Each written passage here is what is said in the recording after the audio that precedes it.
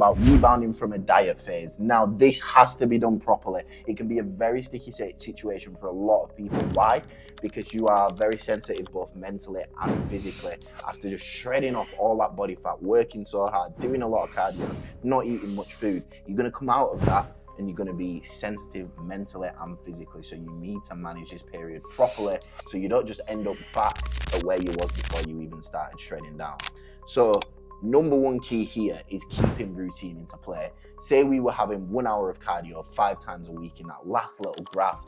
We might want to reduce it down to 30 minutes because we don't need that fatigue on the body anymore. But you do want to keep that routine and you want to keep it as solid as possible. If you was doing fasted cardio first thing in the morning, then still get up and try to get that fasted cardio done, because mentally that's going to keep you on track rather than just fucking it all off just because you're not in a shredding phase anymore. So keep that routine in and that will keep you mentally locked in. That's the number one key to rebounding from a diet phase. Now, what do we kind of expect over the first week or two? We expect an increase in body weight, but we don't want to be getting back to your original body weight too fast. If you start going back to your takeaway and ice cream diet straight away after shredding off, yeah, you can have a few days off and enjoy yourself. You've worked hard for it. But if you go back to consistently being like that, then you're going to end up back at your start point within 10 days. When realistically, we probably want to be back up at that body weight within about 10 weeks. We have to look at it in terms of percentage of body weight every single week. So we can expect over the first week or two to maybe gain 3 to 5% of total body weight over those, like each week over those 2 weeks. But after that, we want to bring that percentage down. We probably want to be looking at maybe like 1.5% of total body weight every single week. And that way we can ensure that we're slowly gaining the weight back and gaining muscle in the process, not quickly doing it and leaving ourselves in a bad position physically and mentally with excess body fat, excess water weight, and all the stuff that's just going to drive our performance levels down. We need to make sure that we're slowly increasing food. So you don't go back to that pizza ice cream diet. You slowly increase food. 200 grams of rice can go up to 300 grams of rice. 50 grams of oats as a pre-workout can go up to 100 grams of oats as a pre-workout. And it's important that you stay consistent with your check-ins because you're going to be so sensitive. And these changes, visually be able to see and scale, be able to see fast over a week.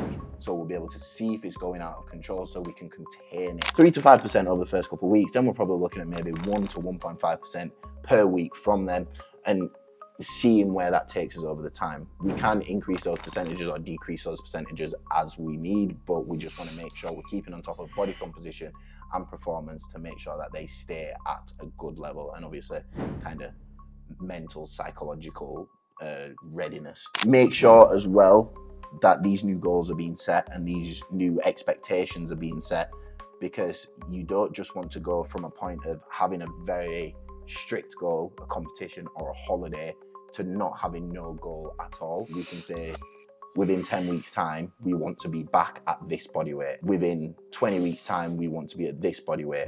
Or even we can reverse engineer from next year.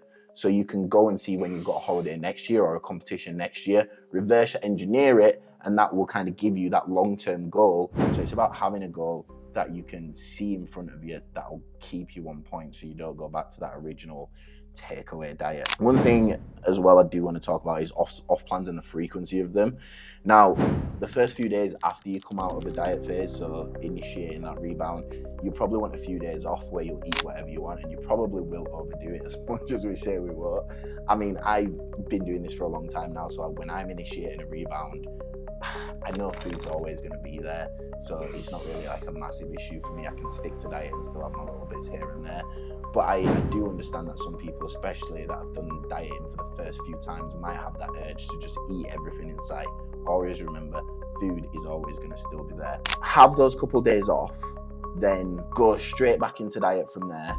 Try and keep it without an off-plan meal for a good couple weeks, week and a half, if you can push it. I'm sure you can. If you eat enough over those first 3 days of like coming out of a diet, you probably won't want to see much food for a long period of time after that. But if you can go a good couple of weeks without an off-plan meal, then that'd be great, just to get you back at a level set point and get your head back at a level set point. And then from there, we can look at maybe putting them once every 2 weeks or once every week.